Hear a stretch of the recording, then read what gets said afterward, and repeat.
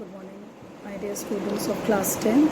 I welcome you all to this new class of geography where we are heading towards the completion of chapter agriculture. I understand, children, the chapter is too long, but even if we complete the chapter in just 3-4 classes, then also the purpose of explanation will not be completed. So to make you all understand and aware of the content, since we are not meeting every day in the classes, it is very important to make you understand the topic step by step. I apologize for not sending the video tutorial in the last class, as I was completely affected with that seasonal changes, and I was not well, so I couldn't even speak. So kindly excuse me for the same. Now let us come back to the topic, which says food security. Now children, food security, as you all have studied in class 9th, in order to ensure availability of food to all the sections of the society by the government, carefully designed as National Food Security System. Food security means secured portion of food for the sections of the country, everybody, right children? So where, if you remember, we had that ration shop, PDS, public distribution system, that thing is only food security. It consists of two components, buffer stock and public distribution system, which is also known as PDS. PDS is a program which provides food, grains and other essential commodities at subsidized prices in rural and urban areas, children. Then children, the primary objective of this policy is to ensure food grains to common people at very affordable prices, at a very affordable prices, so that the lower section of the economy, even the poorer people, can afford that basic food and sustain their life. So this is the major objective of having public distribution system. The policy focuses on growth in agriculture production and on fixing the support price, children, for the procurement of wheat and rice to maintain the stock. If we are going to follow PDS system, children, it is very obvious we are giving that encouragement to agricultural section, because then farmers will be encouraged by the government also to grow larger amount of wheat and rice, so that it can be procured by the citizens of the procured for the citizens of the country by the government. Then comes FCI, Food Corporation of India. It procures the stock, the food grains, whereas distribution is ensured by PDS. Now Food Corporation of India looks after the storage, the stocks of the food grains, and PDS talks about the distribution of these grains to different sections of the country, right? Now children, how are food grains procured? How are these grains procured? We all have studied in class 9th where FCI procures the food grains from the farmers. Remember, the farmers used to give that bulk of production to FCI at a fixed price slab, minimum support price, MSP, right? So the farmers give that bulk of the production to FCI at a minimum support price. The government used to provide subsidies on agricultural inputs like fertilizers, water, etc. Why the government is taking interest? Because if government will encourage the farmer to grow more production, then children, farmers are going to grow more amount of crops in this way. And if government is helping the farmers in giving proper fertilizers, giving subsidy rates, lower rates on fertilizers, water, etc.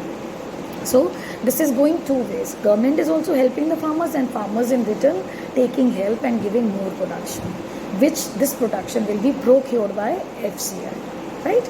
So but these have now reached sustainable levels and have also led to large scale inefficiencies in the use of scarce inputs. So everything comes with its pros and cons. Where we saw malfunctioning, if you remember in class 9.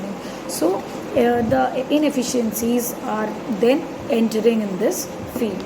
Excessive use of water and fertilizers have led to waterlogging, salinity, and depletion of the soil. Now, since farmers are again and again putting that fertilizer, manure to that soil, after some point of time, the soil is going to lose completely its fertility. Then, what is the point of having production on that barren ground? When the soil is unfertile, no crops can be grown of better quality. Right, children? So, the high MSP, minimum support price, subsidized in input and committed FCI purchases have distorted the cropping pattern. The high minimum support price has subsidized in input of the SPI because the farmers have set the minimum support price very high. Therefore, the inefficiencies, the inputs of the Food Corporation of India have distorted, have completely changed, distorted. Things were not sorted. So the cropping pattern. So wheat and paddy crops are grown in Punjab and Haryana, which are for minimum support price, and they get which has created serious imbalance in intercropping practicalities. If you remember in class 9 when we were discussing this, the farmers stopped growing majority of the crops because they were not having that profit. So every farmer wanted to grow same amount of crop, isn't it? So we were lacking in varieties.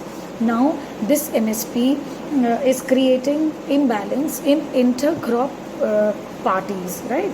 So how are the consumers divided? Consumers is us, the customer basically. What are its drawback and disadvantages? Consumers are divided into below poverty line and above poverty line, which is BPL and APL. However, this category is not perfect as a number of deserving poor are excluded from BPL because the surveys are also not targeting each and every person. So this ratio is also getting exclusion of those people who are actually below poverty line.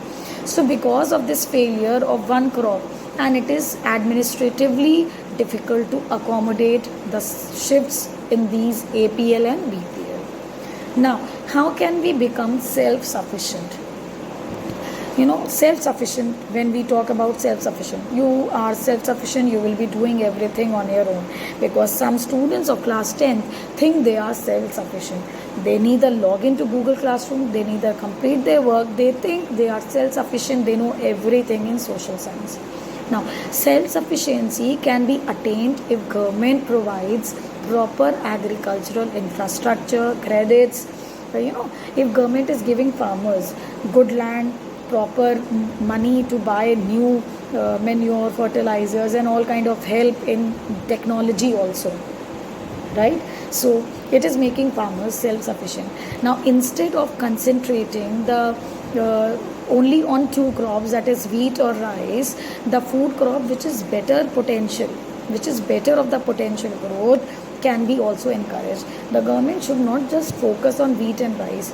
A land which is very good in cultivation of bajra can be encouraged for bajra also.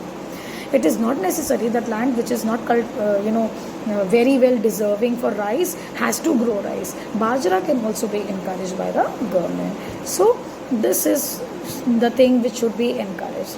Now, creation of necessary infrastructure like irrigation, necessary infrastructure. No crop can prosper without irrigation facilities. Then electricity also. So all these basic things have to be encouraged by the government. Right, children? Now, what is the future of India's food security? Shift from cultivation of food crops to cultivation of fruits, oil seeds, vegetables, and industrial crops has led to reduction of net sown area. Net sown area is the total area. So net sown area which is brought under cultivation. So net sown area is being declining because of the shift from just food crops to cash crops, industrial crops, etc. Then productivity of the land is declining. See, more pressure on land is going to deteriorate the productivity of the land, children. Then scarcity of water has also led to the reduction of area under irrigation. Obviously, when there is no source of water, will that area be bring in the cultivation? No, that area won't be brought under cultivation because we cannot find water anywhere. So these are the drawbacks which are leading our future of food security in danger. So children, uh, these are simple points which which you should keep in mind, and I have provided all these points in the PDF already to you all students. Okay, now why the food grains have or production have remained stagnant or fallen for 5 consecutive years means the total production for any specific crop is very still. It has not increased, it has actually decreased. Why? Because number one, we have just discussed. If you think of one land, every year it is producing same amount of rice, same amount of wheat, same. What happens after 5-6 years? The productivity, the land will get degraded. The soil's fertility will get reduced. Then reduce water storage in aquifers. That penetration, of the water, seeping down of water also stops. So unsustainable pumping of the water will be not there. The aquifers which are below the permeable and impermeable rocks, so that aquifers will also lead to unsustainable pumping.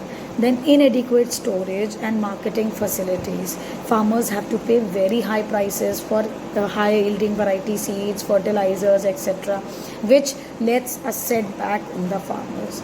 Then higher the supply, lower is the demand. This causes stress in the farmers. Therefore, there can be no food security without security of the farmers. It is very well said. If we are going to secure our farmers, obviously with that mental sound health, they are going to give better production, children. Right? So now we have the impact of globalization of agriculture.